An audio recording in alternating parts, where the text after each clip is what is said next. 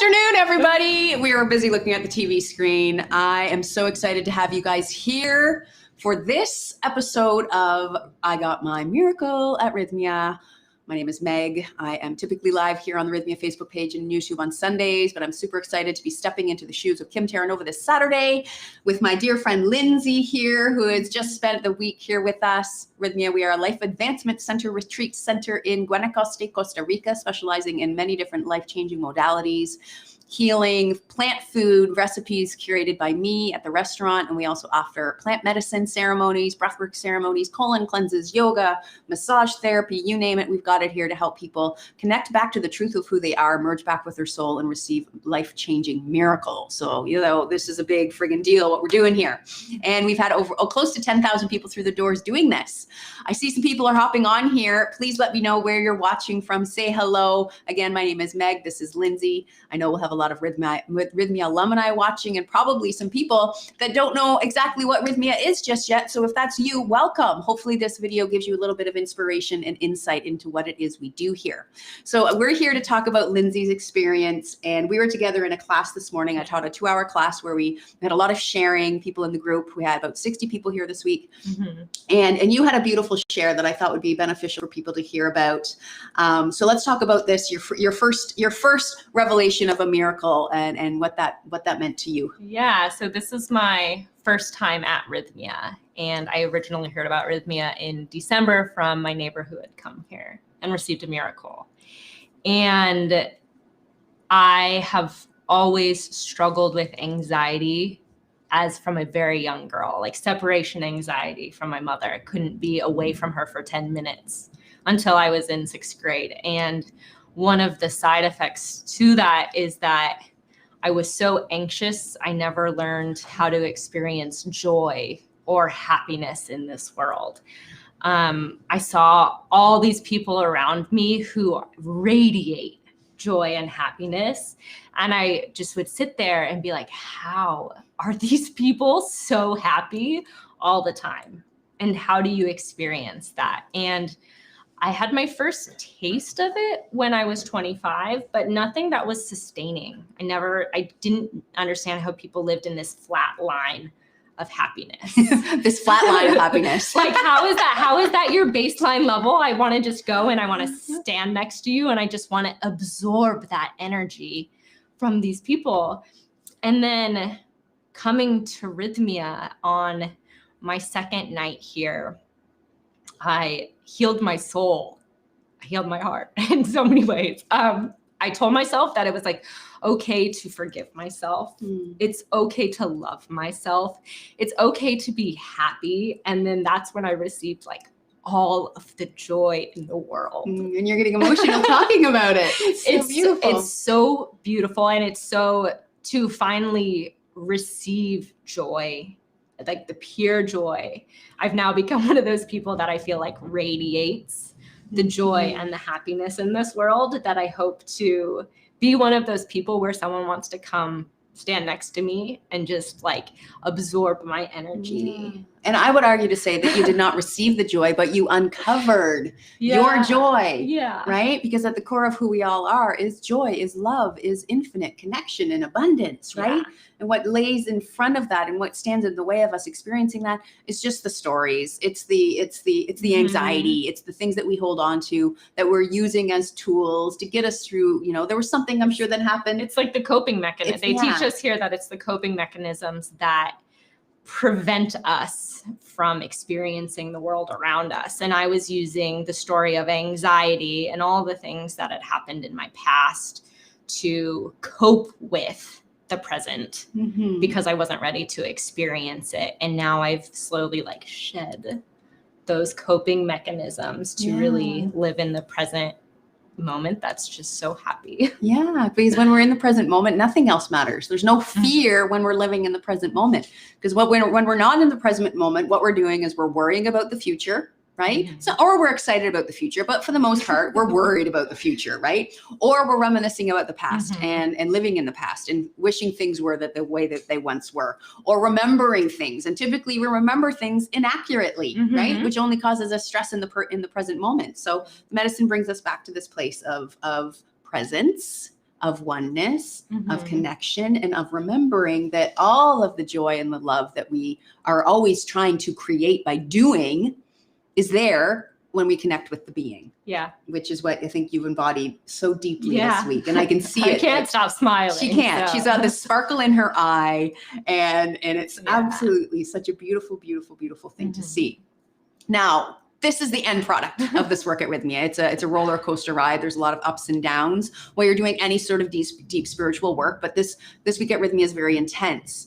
And oftentimes what we need to do on the medicine is go through some experiences where we sometimes feel like we're going through something that we've gone through in this life already, so that we can start to actually feel the emotions associated with them, so that we can let those emotions go. Because a big thing that stands in the way of a lot of us in our joy is we're holding on to old emotions that around something that's happened to us in the past that we aren't able to let go of. And those emotions are what's haunting us and are causing these filters of sadness, fear, anxiety in our life. Now, there was something that happened to you in your life, and you had a big healing about that. Yeah, I would love to share. 2 years ago, I think it was August 16th of 2019, I had softball-sized ovarian cysts to the point where they were coming out of me. I was 20-week pregnant with cysts. And when I got my cysts removed, they came back borderline cancerous. And they said that if they ever come back, they're going to remove it all. And I'm 31 years old, so not young, but I'm not old. You're young, sister. And we were told, my husband and I were told, that it may be really hard for us to get pregnant. And we tried our first month and we got pregnant our first month. So that was a miracle in and of itself, because we now know we can get pregnant. 3 months later, I went in for my 13-week ultrasound and there was no heartbeat, but my body hadn't naturally expelled it. And so I unfortunately had a miscarriage, and I have been holding on to those emotions and that story that I'm not meant to have a baby. I'm not meant to be a mother. I'm not meant to have a family. And although the feelings fade, they never went away. And so every time we try, every month, because it's a vicious cycle, and it just I've been holding on to it every month.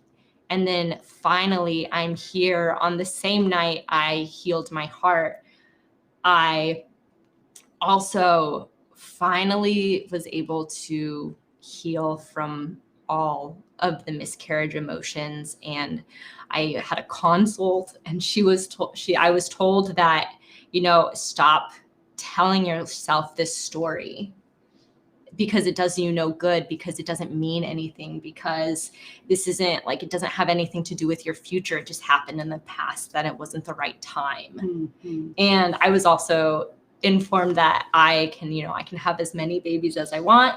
My husband got the same message that we will be having babies. And so it's now at this point, we're able to move forward in a new light and let go of the pain that we carry in our hearts without realizing. Yeah. And I think that this was such a beautiful bit of her story that I felt really important to share, because I've had 2 miscarriages in the last 6 months. And I think a big part of the healing is being able to talk about it instead of having to hold that pain within just ourselves and our partner, right? Typically, those are the only people we talk to about it. Now, speaking about it is one thing, and then allowing those feelings that we're holding, to really and deeply and truly release. And I'm sure probably on the medicine, you had a bit of a ceremony around the physical side of things too, with the release of that 13-week baby, right? Which, when we're healing from miscarriage, we always focus on the emotional side, but there's a physical part that our body needs to mourn that as well. It's a loss that our body experiences, and the plant medicine is a really powerful teacher,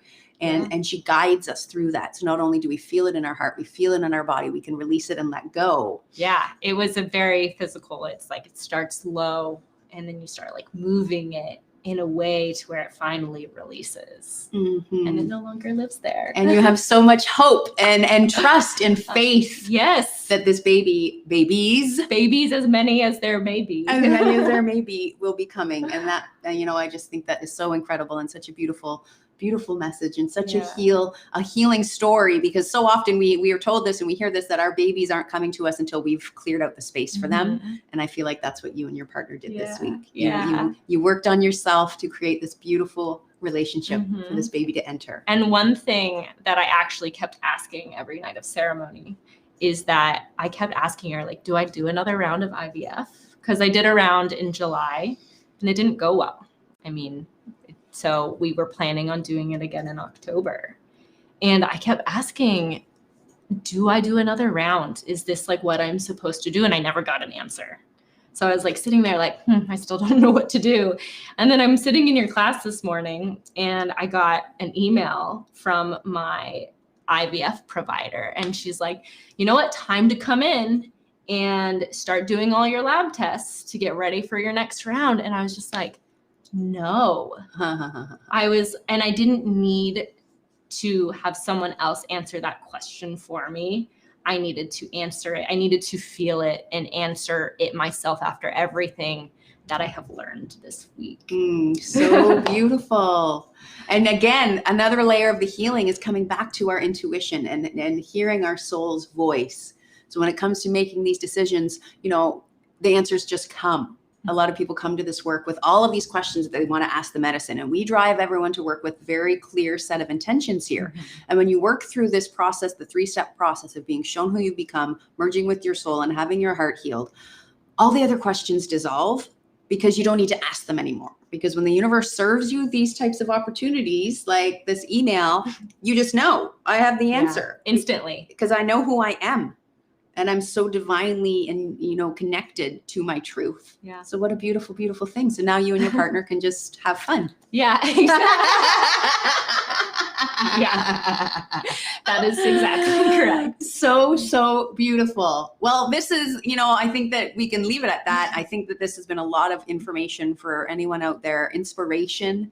I mean, such a beautiful, beautiful story. And I love that we got to share this in a very down-to-earth way. And I think that's really important for people out there, especially if this is new for them. So thank you for being this teacher and sharing your wisdom and your healing with the world. Thank you for having me. Thank you so much, Lindsay. I love you. Love you too. And I love all of you guys. Make sure you tune in next week for this episode. I got my miracle next Saturday, and next Sunday I will be live. Tomorrow I'm taking the day off because I'm going to be on a plane flying to Canada with my family. So I'll see you guys in another week or so. Mwah. Ciao for now.